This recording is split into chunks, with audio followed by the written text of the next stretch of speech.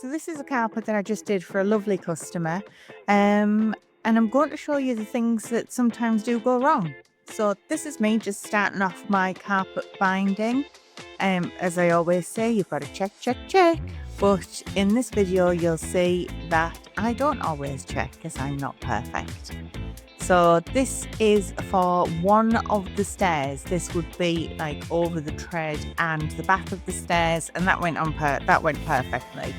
Dead easy, straight through, happy days, thinking this isn't going to take me that long. This will probably only take me about half an hour. Cut to the next scene, and what I'm doing here is I'm putting the underlay under the sides of the taping. Like I've said before, this bulks it out and also helps with the longevity of the carpet taping. Just a little added extra from us to the customer. Now in the next scene, I'm going through and guess what? Didn't check.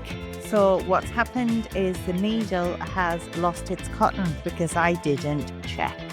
So thread that through, get started on, well, finish off the next piece, should I say. And there's my lovely assistant, my dad, helping me and just doing final checks. And then this part, what I'm doing is I'm going down, sticking the underlay down again.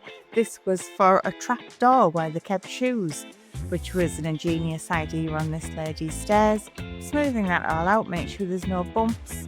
And guess what? Didn't check again. Needles come undone. Really annoying. Here I am, going through it again, just making sure that I'm happy, the tensions are all okay, and it looks nice.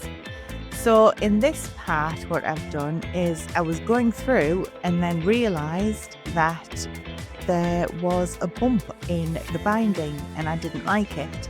So what you have to do then is cut it off, start again, pull it all out.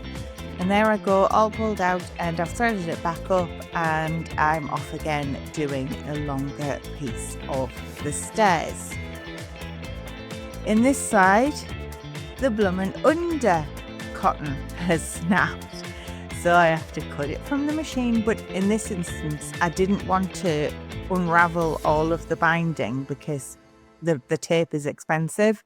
So what I needed to do was I needed to thread it all back into the machine, which took about 45 minutes. But I've managed to do that. And then here I am with my LKL seal of approval, all the tags made by myself. And I like to sew them on once I'm finished in order to show that I've checked it over, made sure I'm happy with it, and that the customer's going to love it. So yes, things do go wrong, but it's nothing I can't handle. So this is the lady's staircase before, and this is the ingenious storage under her stairs, which flipped up. And this is the staircase now. It looks absolutely beautiful. Very, very pleased with it. So thanks for watching. Bye.